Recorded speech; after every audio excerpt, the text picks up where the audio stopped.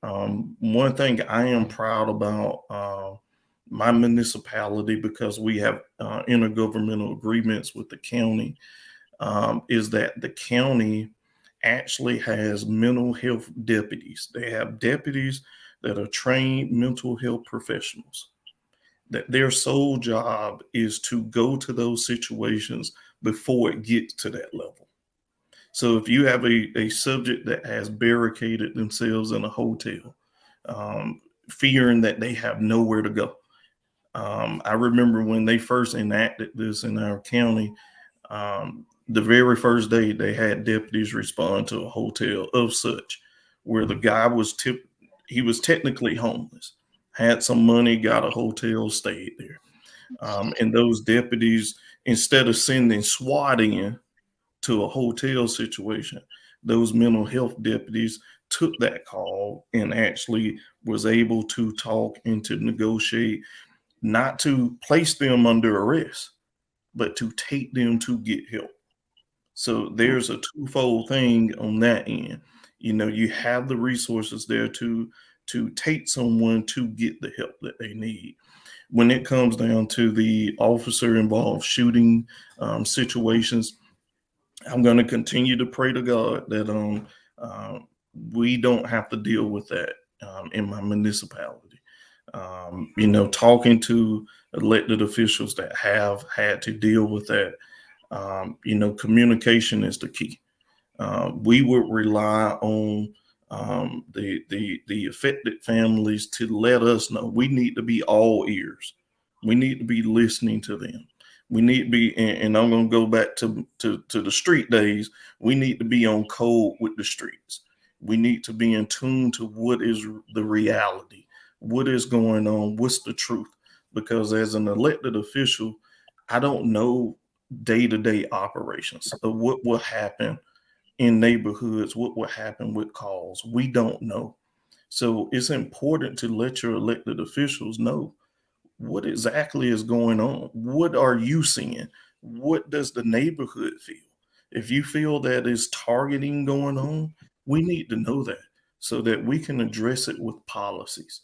Sometimes it can be addressed with just simple conversations at the highest levels with us, from an elected official to the elected sheriff or the chief of police, just having those dialogues. And then next is having the community involvement piece. Make sure that you're wherever you stay, wherever you live, to your audience out there, make sure that you have open and clear communication with law enforcement, period.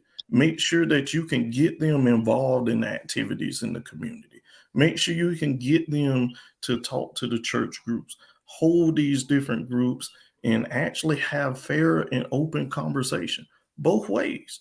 Both ways, because the reality is we're gonna have to work together. We need each other. It's a healthy balance that we all need. But unfortunately, and I have to address this because number one, I'm a black man. So unfortunately, we do have bad apples in every system. We have them. We have them, but we need the community's help to weed those people out, because the community is usually the front line to see it. As I told someone when I was a fire marshal, you know, people put on their good face when the fire marshal walk in to inspect because they want to stay open. So if an elected official go boots on ground, they're going to be put on their best smile. They're going to smile. They're going to say, yes, everything is great. And that's what because we want them to be honest. But we do realize that people will lie, but we rely on the community to help us out on those issues. Okay, okay.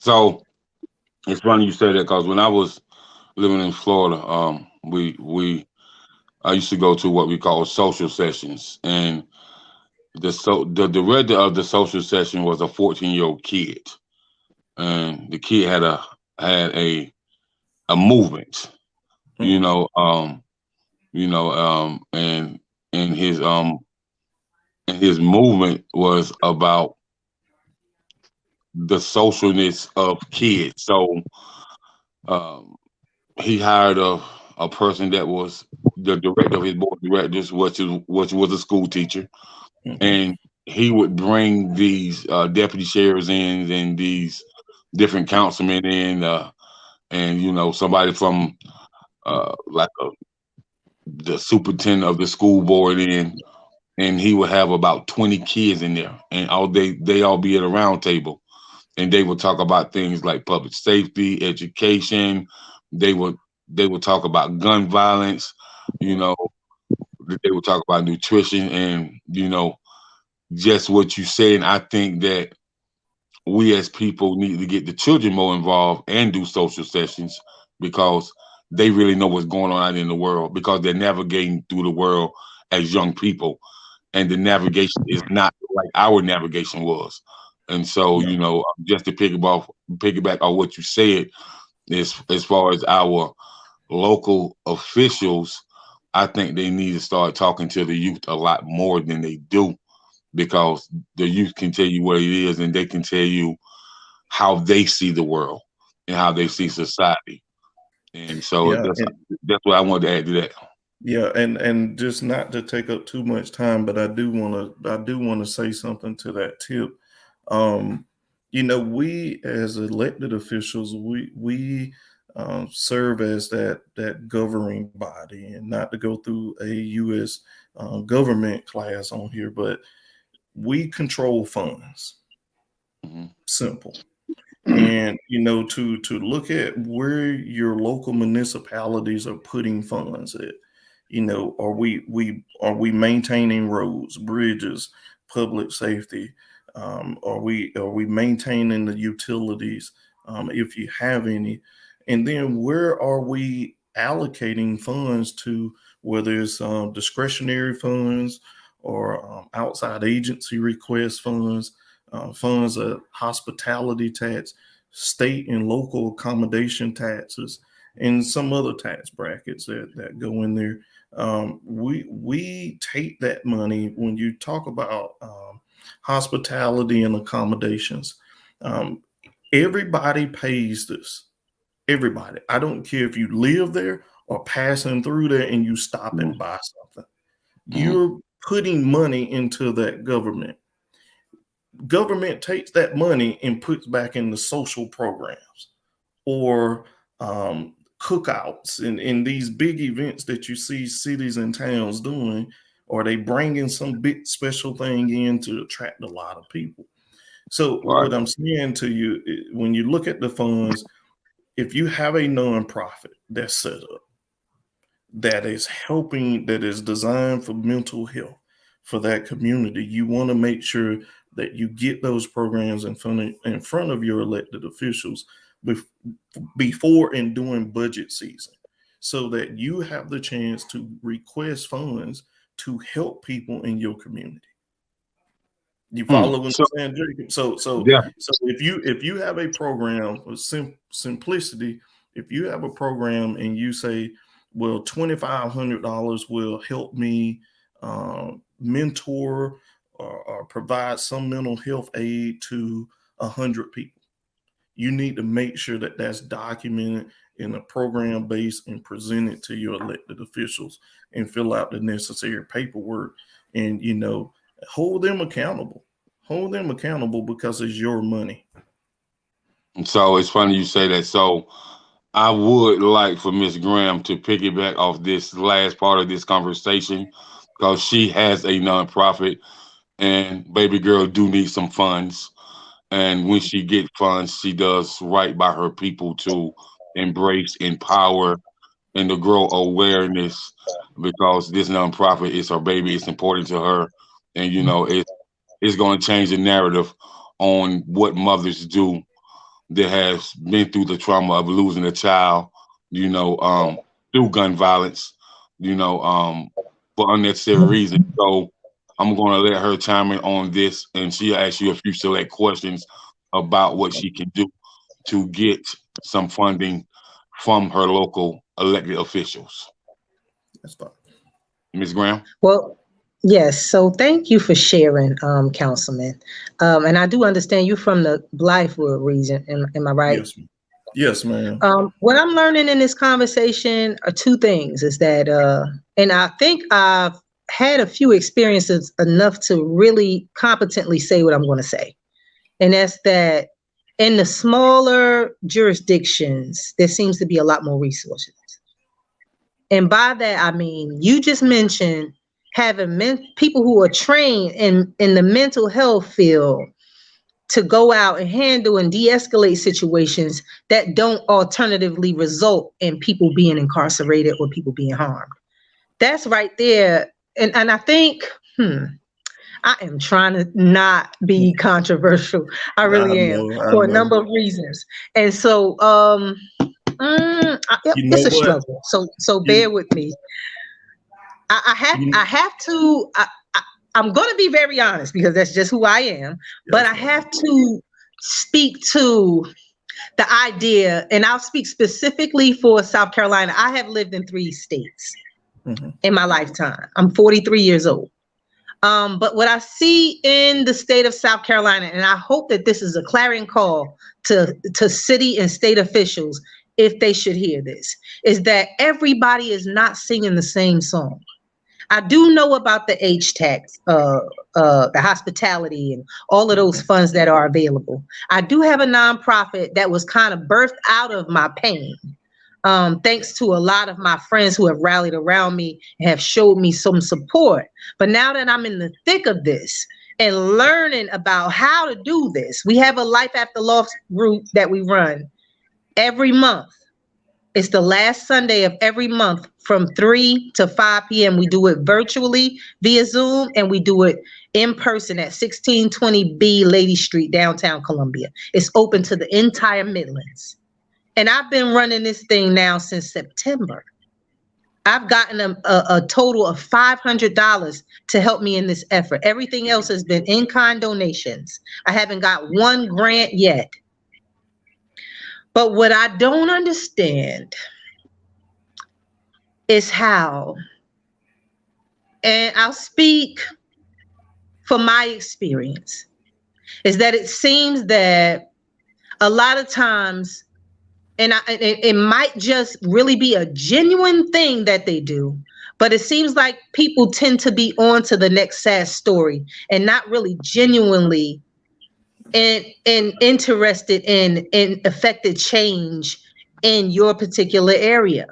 One thing that is so insulting and so angering for a parent like myself is for an elected official to come and say, I want to help you. And they show all the signs of backing you. But then as soon as the camera is not in your face, you can't get them on the phone. Whatever plans they've made for you now seem to have gone awry.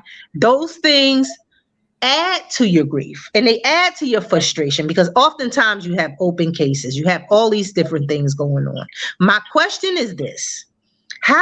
What is the strategy we could use as a community? Because like you mentioned, things don't necessarily happen until we get community involvement. It takes the voice of the community. So what do we do and what strategies do we use so that we can try to affect change where we hold these people accountable from a real place? And we understand they might not have the passion that we have being people who have had these experiences, but how do we hold them to the line to say, this is what you said you're going to do.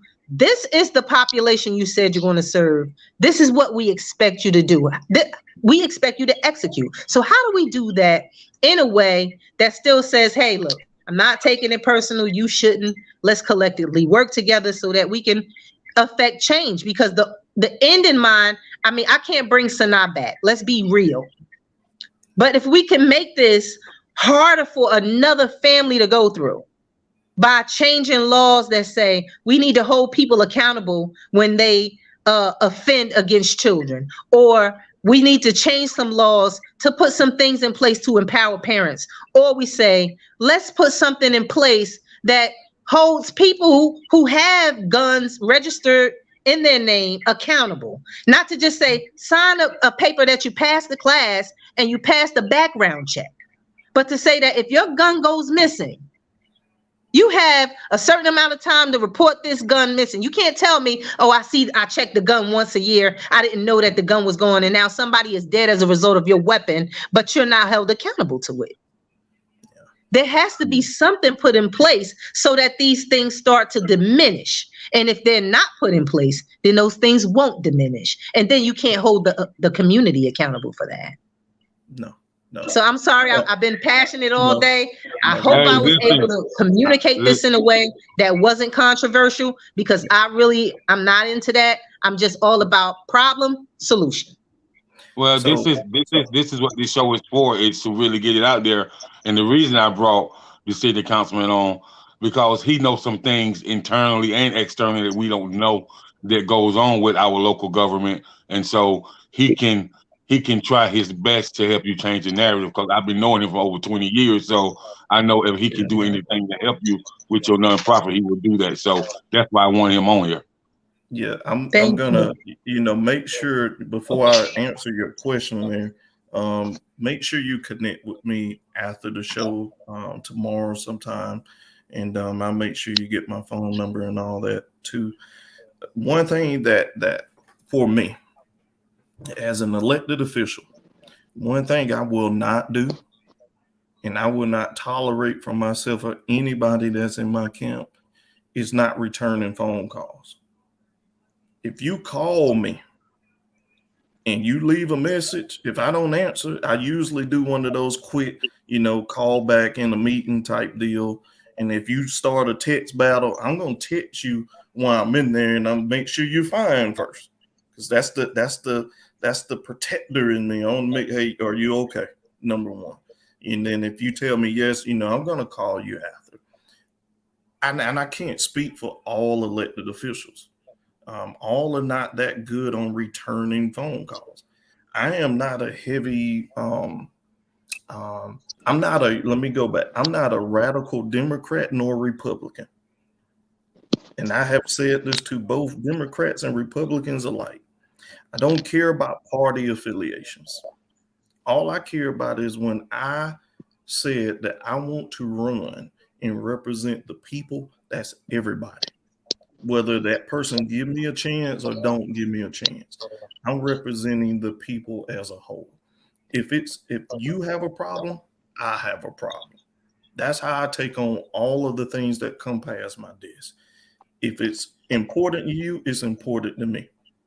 And not to go too far off, but I had a incident with someone lost a cat, and not saying that it is any level, but to put you in perspective, I treated that like I would have anything else because of the way that it happened. That is now sparking me to write an ordinance for nuisance animal issues because we don't have one. So if I see a problem, if it's brought to me, I go to work. If it's something that I can't do that needs to go up to the state house, I go to the people in the state house that I trust. But once it gets to that point, I can't navigate it anymore because I don't control the state house flow. That's when you really get into the weeds of politics. But I would say this, and not to point fingers, and I'm trying to be like you was, ma'am, because it is a fine line. There is some that they live for the camera. They want the camera action all day long. That's all they want. They want the camera. They want the Facebook credit. But here's where you and others can fix this. Jacob, I hope the FCC ain't watching your show when I'm about to say this. It's all right, man. It's all right. But vote their ass out. Put somebody else in those seats that actually care about the people.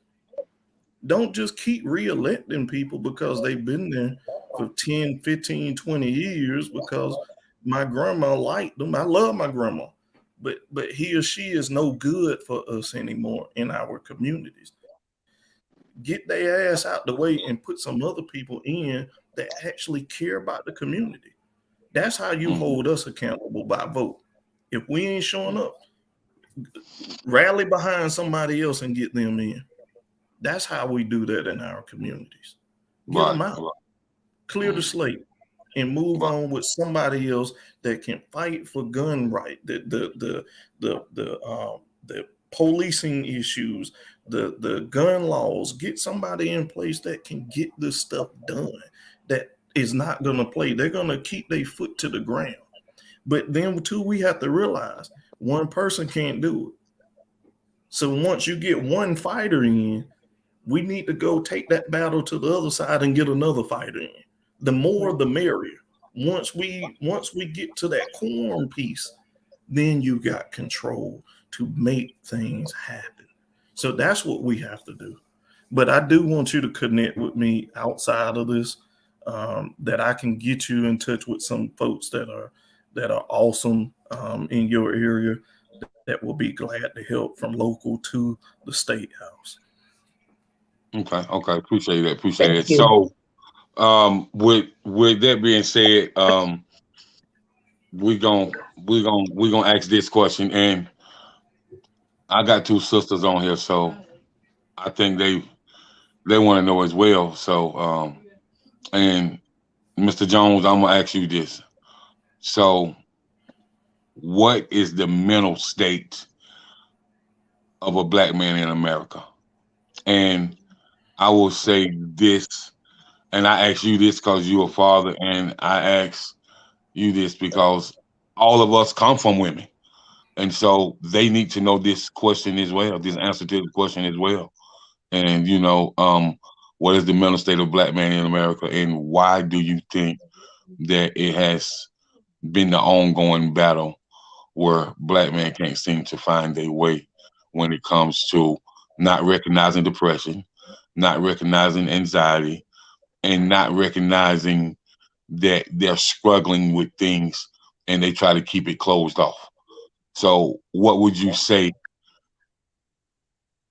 Well, should I say, what can we do to change the narrative of that? well, the main thing I think that the men that are in position, like a councilman, like yourself, like myself, there's others that have showed the capacity to be able to be a positive role model to these young black men. We have to step up more, because I think a lot of times as the black woman, they've been waiting on the black man to step up. And I remember a few years ago I went to a church down in McDonough, and my pastor used to always speak on Adam, where's thy Adam? And basically she was always preaching on us as Adam, as men, to step up and to be men. And I think that's the biggest thing, is us as men that understand how to be men. We have to really step into that position and to be able to we have to close that gap that we had as kids when our parents and grandparents and uncles was just telling us, do as I say, not as I do, because these kids nowadays don't really rock like that. You know what I mean? They don't really respect that. They want you to kind of like, they want to get a full understanding of why they can't do this and why they can't do that.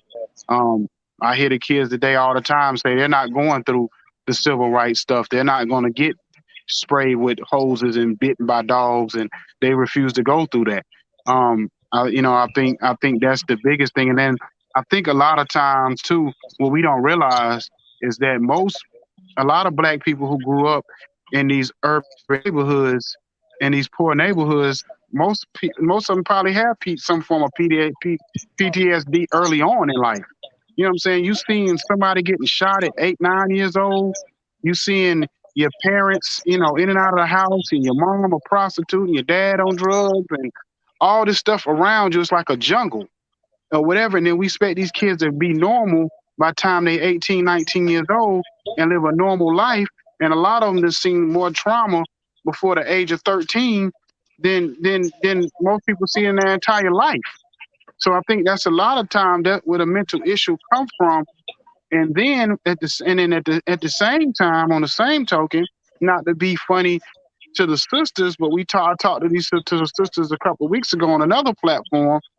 A lot of time the sisters bashing the black man in public. I understand when you have issues with your man at home, But then when you go on social media, he ain't about nothing. He ain't this. He ain't that. Da, da, da, da. And then that man, he feel like, okay, if I ain't no good on my job, I ain't no good in the world, and I ain't no good at home, where am I any good at? You know what I'm saying? And then you never know how he might have grew up. His mama might have told him he wasn't nothing. His dad might have told him he wasn't nothing. You know what I mean? He might have went through school struggling. So you just never know and I'm not making any excuses. I'm just telling you what all comes with the territory of trying to be a black man in America. You know what I'm saying? And then at the same time trying to provide and to be the best version of ourselves that we can be. So that's basically what I see with us with the mental issues that come with it. Okay, appreciate that, Mr. Jones. So we have a comment from celebrity publicist out of the greater Chicago metropolitan area, Miss Nicole Jordan. She said the kids today want you to practice what you preach, which is an interesting theory. So if you tell them something, then you gotta stay on top of what you tell them. So if they see that you won't do it, then why would they tell me that? They saying, why would she or he tell me to do this and they won't do it themselves? Or when I do it, they won't have my back. And so, these kids now have no fear. They're scared of nothing. Ain't nobody gonna run them off and tell them what they can't do. So, they really have no fear. So, the guidance and words that identify with them are something to reach them on a more broader level to really make them think. So you really got to make kids think nowadays. If you can challenge their intellect, then you can win with them. But if you can't challenge their intellect, nah, it ain't happening. And so we're gonna move on to back to you, Miss Coleman. So the emotional depression and the mental depression, and then the lack of spiritual growth. How does that put the adolescent's youth in a different place when facing depression? I think that a lot of it is you have to look at it like this with the youth. Um, Most people don't realize that it's been proven even scientifically that our brains, our development isn't really complete, far as our I might say this word, cerebral cortex. I love to mess up words, but it's not really developed until 25. So to expect a young person to have the same knowledge and to be able to have the same level of um, emotional intelligence as we do is impossible for them. So a lot of what we have to do as adults is first we have to model the behavior, exactly what the lady was saying, is practice what you preach. You got to model that behavior in front of them all the times. So if they see you not taking care of your mental health, if they see you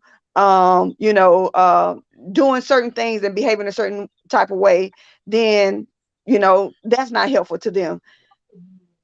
And if you don't understand it, be honest with them enough to admit that you don't understand it, and don't try to minimize their emotions and their feelings. You need to validate how they feel and not say and make it about you, because a lot of times what I see is, we grew up in the era of, they felt like, well, what do you have to worry about? I put food on the table, clothes on your back, a roof over your head. They feel like, what do you have to be upset about? But it could be various things you have to be upset about.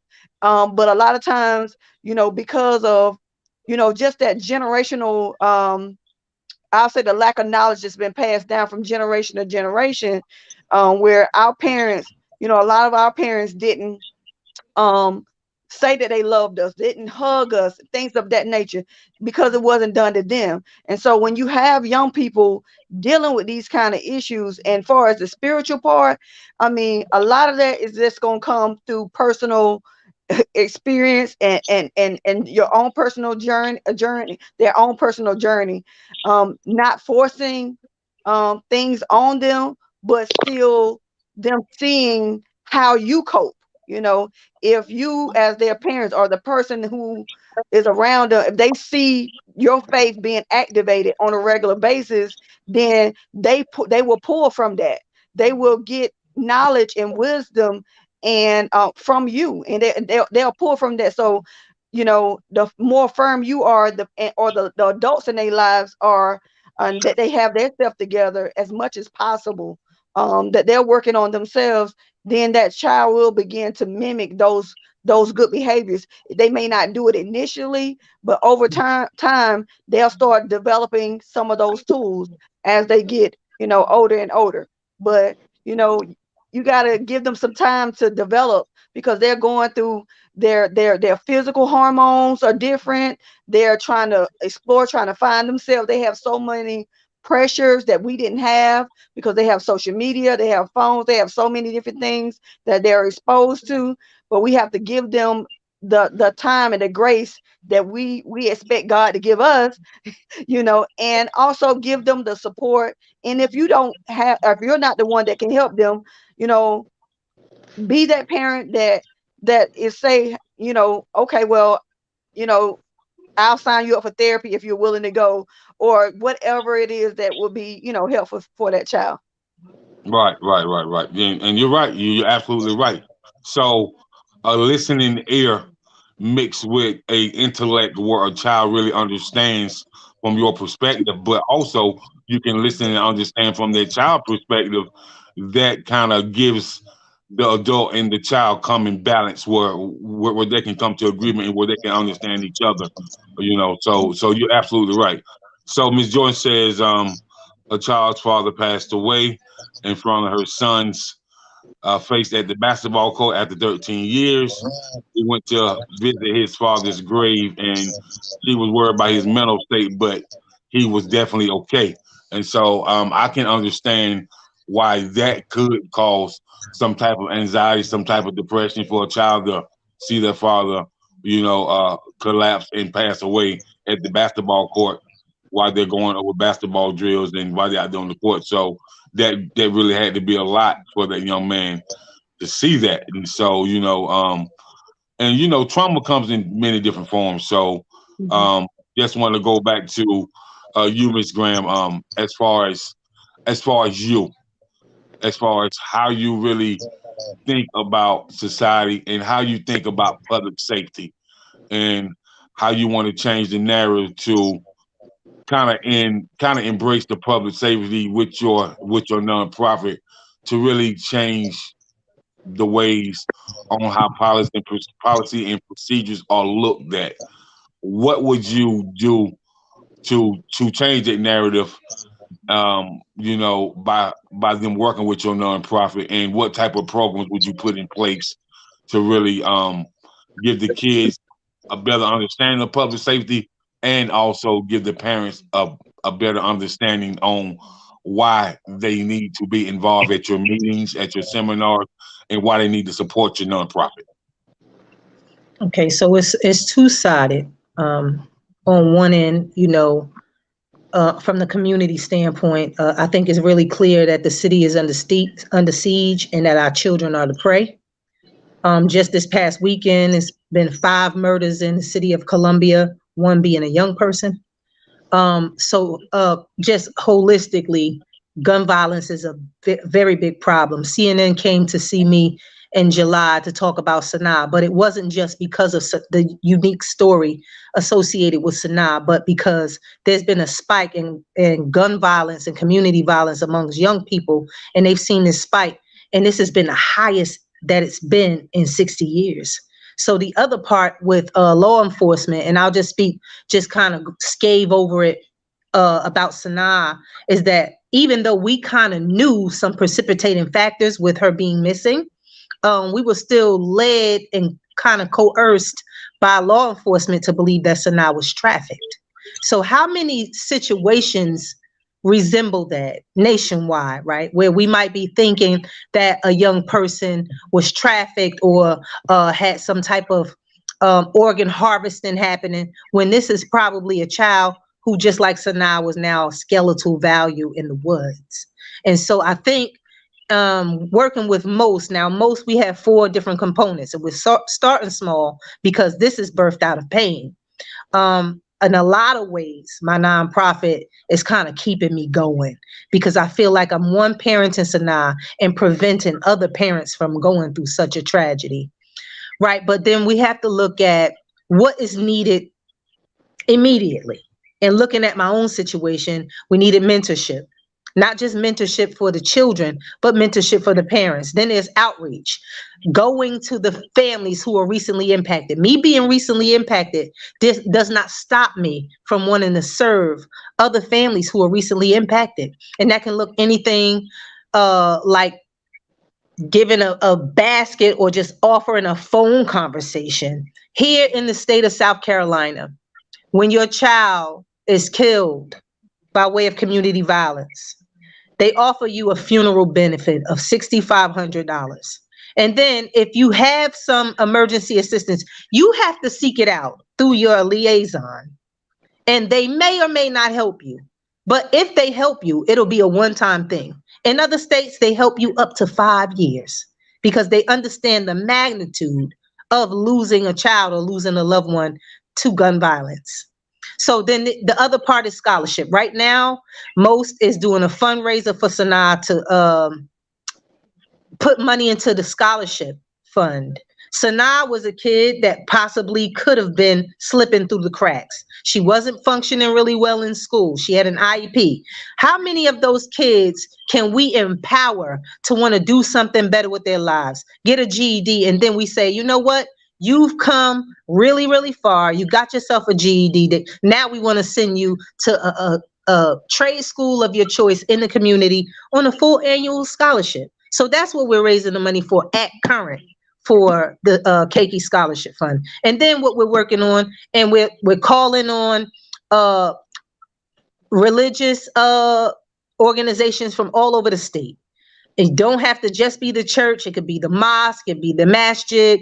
However, we need you to collectively come to the table so that we can develop a model, a curriculum of character building education, because our children simply do not see each other as human beings. They see each other as social media statuses, likes, and any form of fame, whether it be notoriety from being a rapper or somebody else, but they don't see each other as individuals. And until we can start there, that's the groundwork. I'm a person that believes that every tree has a root. So in order to get to a problem, you got to get the root up. And if anybody here has done any gardening, you know that you can't have anything flourish if you got a bunch of weeds in the roots. So the first thing you got to do is get that stuff up. And these are the 4 components and objectives that we've come up with that we see. And I mean, just having my own experiences, I've lived in New Jersey and I lived in Maryland outside of South Carolina. And I've seen a lot of the social ills, and there is no quick fix. I'm not proposing that Most is going to fix the overall problem, but this is a definite start. And it's not just customary to this particular region, but it can go throughout the whole nation. And that's the goal. Okay. So that's what we want to do. Okay. Powerful. That's very powerful. That's very powerful. So I want to follow up and ask you a question. And you definitely became close to me. As Miss Coleman gave me a call and was telling me briefly about what happened and stuff like that. And I brought you on my show the first time, and that's why I had to have you back, because I told you that I want to know what life is after the pain. And I also wanted to know, so this would help the other guests on the show to really understand why this nonprofit it's so valuable to all of us. So after the pain, you coming to grips that your daughter's not gonna be here no more, and you have to look at your other children's face. Has that depression set in on your other children? Well, I think it was initial and innate that this was something that hit our family like a whirlwind. There is no coming to grips with. We're not there yet. We're not to the place where we've got a lot of acceptance for what happened. I have a 13-year-old daughter who is very, very close to my 15-year-old. They were raised together. I didn't have another child until my second born was 7 years old. So they were my only two children for a very long time. And this was all we had. It was just me and them. You know, everything was triple S until I had my Layla. And so this is a devastating blow, specifically for my 13-year-old. You know, I've got her under a magnifying glass. You know, she was so traumatized that she doesn't even want to live in the state of South Carolina now. There's just so much, you know, and you said something, you said after the pain. I want to make it really, really clear that there is no after the pain. This is just the pain. This is the thick of it. Okay. You know, this is my life. It's a nightmare. And in the words of my friend Toby Riley, we have now joined an organization that nobody wants to join. There's nobody out now with their hand up saying, sign me up. And it's a nightmare. It's a nightmare that your first thought in the morning is the idea of one of your children is missing. And your last thought at the end of the night is that one of your children is missing. And every thought in between. It could be anything from not wanting to turn on a certain song to not wanting to drive past a certain place. And then sometimes driving past those spaces give you laughable memories, and sometimes you park your car and you cry. Or the sense of walking through your house and walking past the room that your child occupied and they're not in it. And they won't be in it. And then trying to make it normal for your children through the holiday. Where, you know, my 13-year-old asked me if it's something I can give her to just make her sleep the day away. And that's, I think that's the message that if it's anything I want people to understand is that a simple disagreement that can go totally outlandish and extreme, it doesn't just hurt a one person, it hurts an entire family. Yes. It hurts not just the parents, but the grandparents, the siblings, right? It hurts the teachers at the school. I have, you know, teachers at the school who, if they see me, they burst into tears, or they can't speak to me because the lump in their throat has their voice shaking. This stuff affects everybody, and all off of something that more than likely could have been resolved with a conversation or simply just staying away from a person. And I don't think, and just like Alicia mentioned about that cerebral vortex not being developed, that, and my pastor said it so eloquently at Sanaa's memorial, but that is the region of the brain that deals with reasoning and risk taking. It's underdeveloped. So the person with that underdeveloped vortex will either be very eager to take very dangerous risk or will be underdeveloped in decision making. And that's why it's so important for young people to really listen to their elders. It's not just by virtue of the idea that the person is older, but that the person has a level of development that you don't have. Now, the reality is we do have some older people in the community who don't offer our children any good wisdom. A lot of times these people are grooming our children to do these things that they do. But we do have people in our communities that want to help our kids, who really give them sound advice. And we want to encourage our children to hear from them. What I often say to my kids is, before you take advice from a person, look at their life. Look at how they live. Look at the fruit. My best friend say it all the time. Don't get caught up on the gift. Test the fruit. You will know them by their fruit. So if a person is giving you advice, but all of their ducks is not in a row, they got light bills and everything in their children's name, not to discredit them as people, but are they really in a position to give you life lessons? Probably not. So it's really important for our people in our communities who really pour out. There are people that we don't even know about who pour out over our children every single day, who are not afraid to get into the trenches and offer support and counsel to our children. We need to celebrate them. We need to encourage them, because a lot of times they're up against a lot.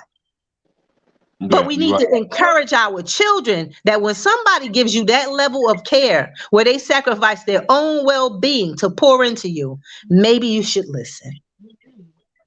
So when I say after the pain, I mean, you know, dealing with what you've been dealing with for quite some time.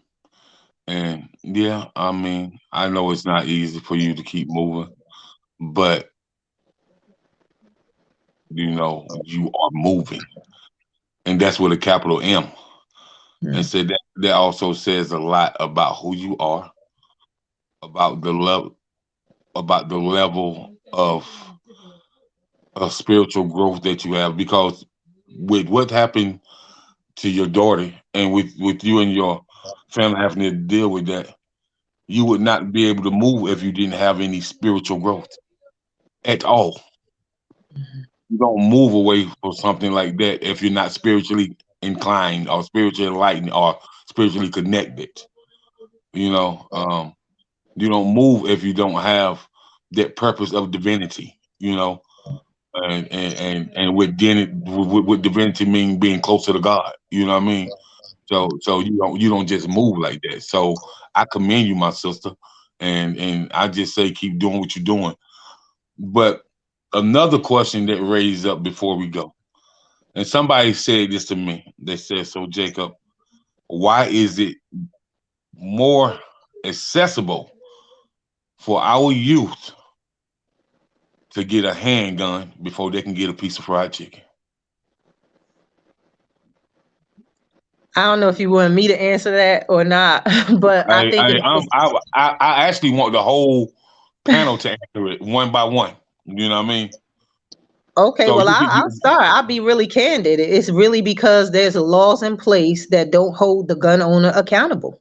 And if those laws were in place to hold the gun owners themselves accountable, then a lot of this stuff will be minimized. I'm not saying it's going to disappear overnight. But I mean, even out, at my complex, they had people breaking into cars specifically looking for guns in glove compartments. Why do they feel at leisure to do that? It's because there's no accountability either way on either side. And so until those things change, we won't see a lot of change. There'll be kids with guns. There'll be unauthorized users who are like Sheriff Lott said, would spray and pray. They don't have any training. They point a gun. They think they're shooting once and 5 bullets shoot out the gun because they don't have the training to use that weapon. That's the purpose of the CWP class. Is to give you a training so that you have some competency with how to use that weapon. But in the hands of a 15, 16, 17-year-old person, they don't have that training. And thus the reason for people being harmed and even killed. So until those things change, we won't see a change. Okay. Well, my take on it is not the law part. She handled the law part. My take on it, I'm gonna come from the standpoint. Let's take this social work hat off, this ministry hat off, this entrepreneur hat off. I am a mother of 3 Black sons. All my children are males. I have a 22-year-old, I have an 18-year-old, and I have a 13-year-old. So I feel like there's a level of accountability within the first in the family. First of all, having dialogues. I have a lot of very, very candid conversations with my children. I take the time to even go in their room and sit on the edge of their bed and have conversation. There was a time where, I'm still kind of old school in a way, where there's a level of privacy, but not to the extent where I can't check out what's going on in my house. Okay. Right. So I feel like I need to know what's going on in my house.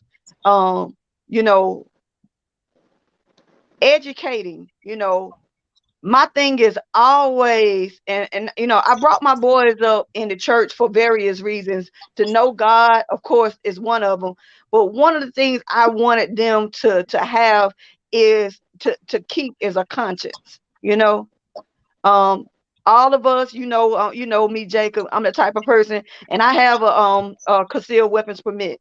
So I'm not anti-gun, but that is solely protecting yourself. Even when we were a kid, I grew up in an era where if somebody hit you, you got to hit them back. If you don't hit them back, you're gonna get a whooping when you get home. So my children do understand, have a level of, they're not gonna allow somebody to hurt them, but to be out here just wreaking havoc on the community for what? So I always try to instill it from a standpoint of, what if it was your mother? When something happened they hate when something happened on TV, because now they got to hear, me calling them in just to pick their brains about what they're thinking about certain things. And, my oldest, he's 22.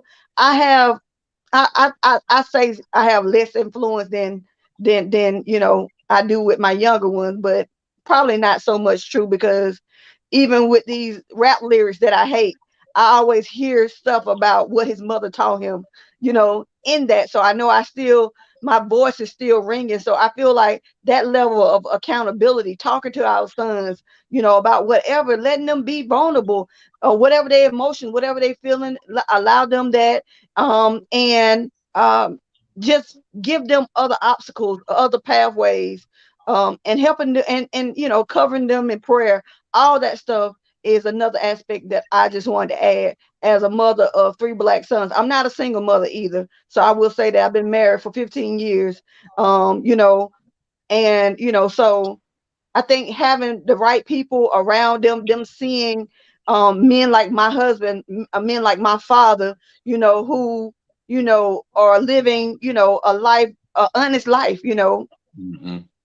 I talked to them about gangs very, very early, and I was very graphic in the way I discussed this stuff, because I was letting them know it's no zero tolerance over here. I'm your family. You have family. Don't fall into that, having your own mind, that kind of stuff. I'm not going to just keep going, but all these necessary conversations, and having structure in your house, having standards in your household. I think that's important for them as well, and trying to keep an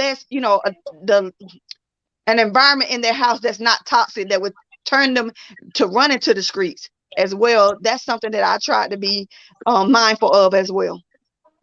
Okay, appreciate it, Ms. Coleman. Thank you so much. And that means a lot coming from you, a mother that's raising 3 young Black males in America, as they say, America. So so that means a lot coming from you. I appreciate that. So, Mr. Jones, man, what's your take on? Is it easy for the youth to get a handgun rather than for them to get a piece of fried chicken?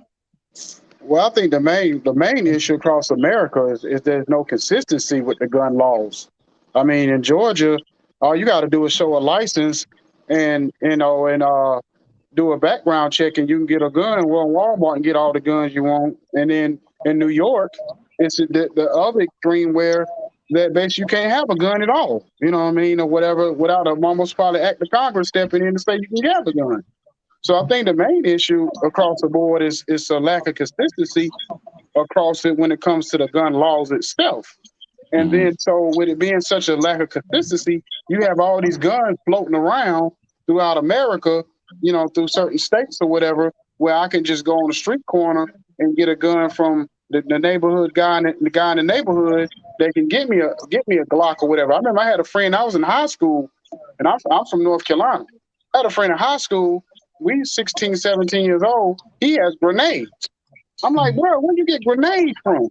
He like, man, he's playing around, man. If I tell you, I got to kill you. But he had 4 or 5 guns and grenades at 17, 18 years old in his house. You know what I'm saying? So the thing about it is, it's just, the thing about it is really about greed. These good old boys don't want to change these laws. They don't. You know what I'm saying? Because they make too much money off of it. So they Right. come up with every excuse, every reason not to change the laws because, oh, everybody has a right to protect themselves and this, that, and the third. Yeah, that's true. But how many people really in a situation where they really have to use that gun in most cases? They don't. And even if you do have it on you, if I got the drop on you, that gun is used either way. So it's just a lot of inconsistency with this whole gun law situation. But then at the same time, you think about this: if they really wanted to change these gun laws, then they would change it when they seen all these school shootings happen almost every month. We almost to the point now we have a school shooting in America almost every single month. And if they don't change the laws by teenagers going into schools killing other teenagers and teachers, then what will it take for them to even change that law? You know what I'm saying? Because most of the time you see something go to the extreme, you know what I'm saying, then they start putting stuff, any other thing that goes too far, they put laws in place. You know what I'm saying? Even with protesting, you know what I'm saying? I forgot what state it was. I think it was Minnesota when they did all the protesting last year for George Floyd. I think they stepped in. I may be wrong about the state, but when they were doing all the protests around the country, one of those states was like, well, basically, you have to have permission to protest. And I'm like, that ain't make any sense because most people, when they protest, it's just a moment. It's just a thing that they do. It's not like something where you got to go through Congress to protest. So just like with the guns, if they really wanted to get these guns off the street or at least put a limitation on it, you know what I'm saying? They could do that. You know what I'm saying? They could put certain laws to make it stricter and stricter for you to have a gun or whatever the case may be. You know what I'm saying? Or make it, maybe not as strict as New York, but have some kind of, compromise between what you have in Georgia and what you have in New York to say you have to go through some extreme measures to even own a gun and you have to show a complicity to be able to carry a gun because we having too many guns in these streets and these kids are getting hold to them and they out here and I'm so sorry, your name at the bottom of the screen. I can't remember your name. I'm sorry. Alicia. But what you were saying about the person not being developed to the age of 24, 25 years old. You know what I'm saying? So most kids of that age, they're not developed, you know what I'm saying, mentally to be able to even know what a gun can and can't do to a person. They don't really understand like they don't understand the consequences a lot of times when it comes down to that gun. Because even when you have accidental shootings, you know what I'm saying, where a child holds to a gun, that gun goes out and kill a friend. It happened to one of my sister's classmates back in high school. They messed around, one of them got the gun, playing around when the gun went off. He shot her classmate and ex-boyfriend in the head and killed him. And we were still at 10th, 11th grade. So this has been going on for too long for it not to be some changes made. And that's the way I look at it. All right. Appreciate that, man. Appreciate that. You're absolutely right about that. So we're going to wrap it up with Councilman Griffin, and then we're going to get out of here, man. So, Councilman, with you being elected official and I know these conversations come up about the gun laws and about the right to bear arms and, and about why is the youth so inclined to really have a gun? Like how are they getting these guns and why is it so accessible to them to get the handgun? Like what has happened with the laws? What have happened and are we going to look at that there are gun dealers who have license to deal guns, but they not only sell them in the pawn shops, but they sell them on the streets too? Are we looking at that as well? So, I think consistently in America, I think, when you talk about our youth, I think we have a problem, and with some adults, I think we have a problem with reality and virtual reality.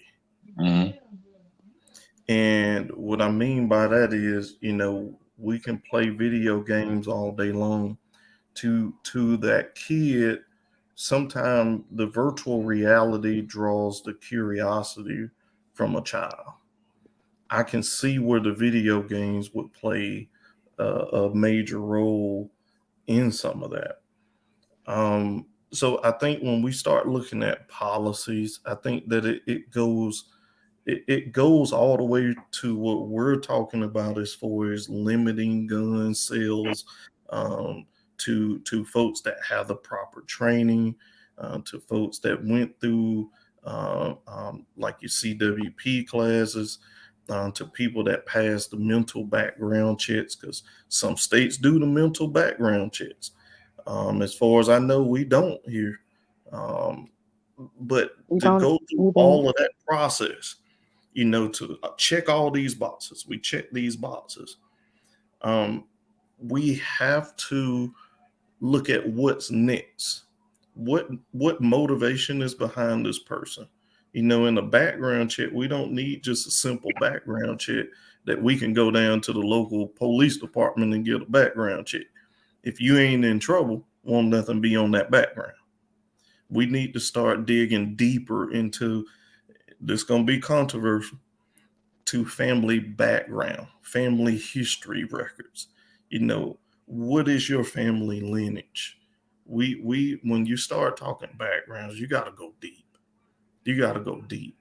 I mean, you look at people like Dylan Roof. I was looking on a YouTube movie that somebody did a little short film about racism in South Carolina. And they kind of went back through that whole trail, and, they went and asked some of his friends, how was he growing up? And they said one key thing that stuck with me: we knew he would always do something crazy. I mean, come on. You have some people that just aren't bred to do right. And that's usually by family lineage. You can't take racism out of your bloodline. If you got hatred towards black folks, 9 times out of 10, somewhere down the line, something's going to push you. Even if you try not to have that hatred, something pushes that button that it comes out. So we, in our background check efforts, we have to dig deeper than just, are you in trouble with the Saluda Police Department, the Greenwood Police Department? We got to dig deep. We got to, and then too, we have all these outlets out here.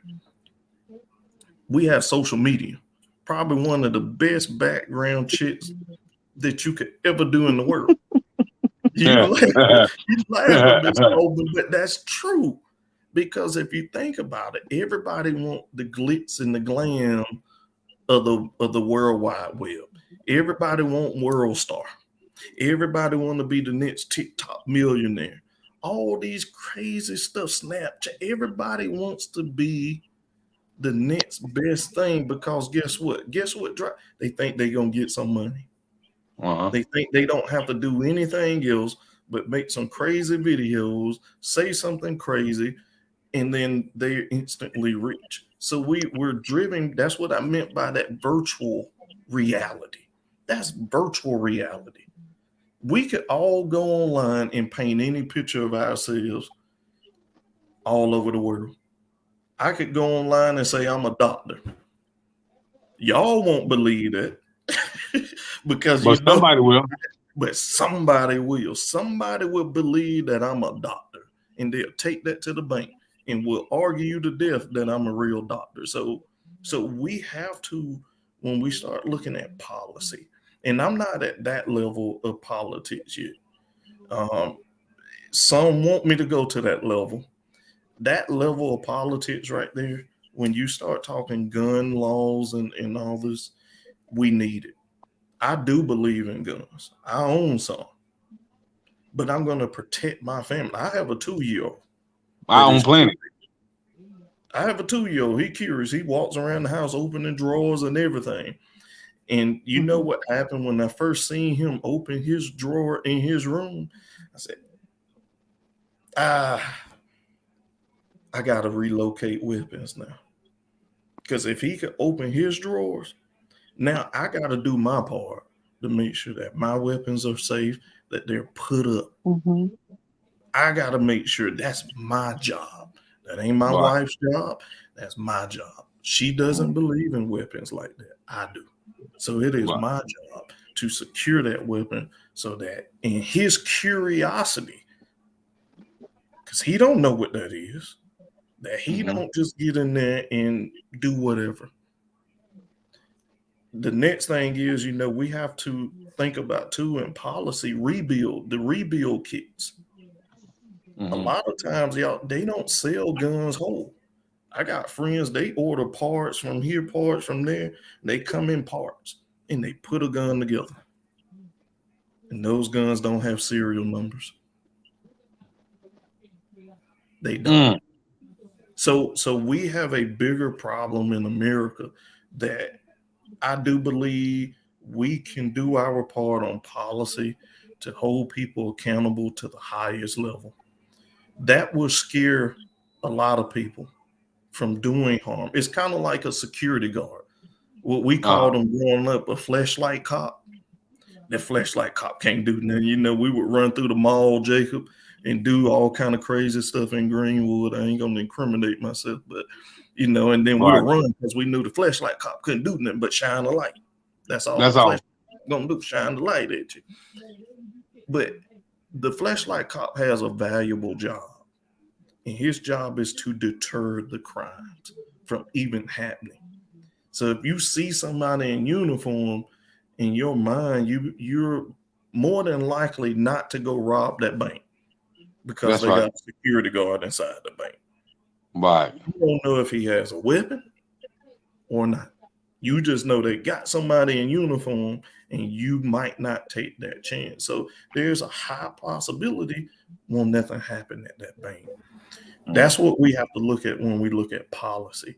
If we put a policy in place, how strict can we make this policy to deter somebody from picking up a gun, doing a drive-by, somebody arguing over $2 from a game, a pool game or whatever, from just causing havoc because they didn't get.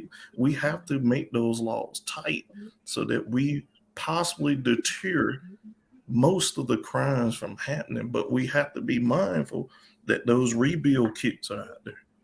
So that's what I mean. We do that, but we also, my focus on policy is when we do that, let's be ready to go after the next one too.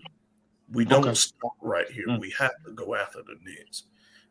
But everything, in the words of my wise mentor, because all of us, I have a mentor, the root of all evil in this world is money. It's the mighty green dollar. Not the peso, not the Jap dollar. The American dollar is the root of all evil. And that runs everything. Somebody gets something back. So whether it's the NRA for saying, hey, don't put this in place, we pay you out. Don't do it. And I'm not throwing, I don't want to say that really happens, but I'm sure it happens at some level. That the money comes in to keep the laws the way they are. But I do think locally, there have been some courageous local leaders and mayors around this country that have put gun laws and enacted gun policies within their municipalities to spearhead or to get ahead of the states. And I do believe that later on, that's where it will come to. Unfortunately, sometimes we are backwards and behind 20 to 25 years on policy because we look at party over policy. And that's why personally, I don't get too radical with parties because it's party over policy, where I want people in policy because we need the people to help us draw up the right policies. It is hard to look at things from 100,000 square foot view and think that you know it all when you don't Right. know it all. You don't know, Right. you don't know but a little percentage because you're at 100,000 foot view. You need those foot soldiers to tell you what's going on, to help you build that momentum and community involvement into policy. So to sum up your question, Jacob, I think that we in America, we're torn between reality and virtual reality, sir. Mm. Hmm. Well, I do thank you for that, my brother, and you know, but we definitely got to change the narrative, man. We got to work to want to change the narrative, and we got to support one another, man. So, you know, I definitely want you and Miss Graham to hook up, and I want y'all to change numbers, and want you to show us some of the programs that she can get for her nonprofit, you know, through her city and through her county. So I do thank, you know, Miss Coleman for coming on and sharing that dialect with us, you know, because she worked with these kids every day, and she knows inside and out. So I do want to thank Mr. Jones for coming on and share his perspective as a father and as a black man who's navigated through America that have, you know, had kids. So from a different perspective on how to connect with, you know, the females of the family, which is his daughter, you know, and so he can understand her and understand her thought process, so they can come to that balance where they can really come together as one, and the communication skills will be at an all-time high. And for you, Councilman Griffin, you know, it's always love, man. It's always love, peace, and have grace. We go way back. So, you know what I mean? I appreciate you coming through and dropping those jewels. And like I said, man, you and Miss Graham, y'all definitely plug. And I'm going to be checking on both of y'all to make sure y'all plug. So, because if y'all don't plug, y'all going to have to come and see me. So, you know. And Miss Graham, I did drop my phone number in the private chat for you. I don't know if you see it. If not, I'll send it to you on Facebook.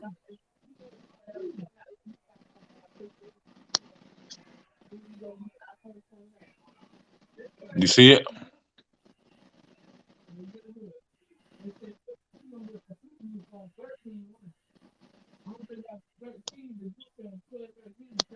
I'll connect with her, Jacob. Okay, not a problem. So I want y'all to have a good night, and thank y'all once again, man. And it's been all love, and we need to do more community outreach like this. So if anybody got any plans to do any outreach, count me in. And you know, so, and also, man, we need I just want to put this out there, Miss Graham. I think, you know, you do got a nonprofit, but it would be a great thing if you can put out some type of newsletter too. For sure. We need that. So y'all be good, be blessed. I'm out of here. All right. All right. Y'all too. All right.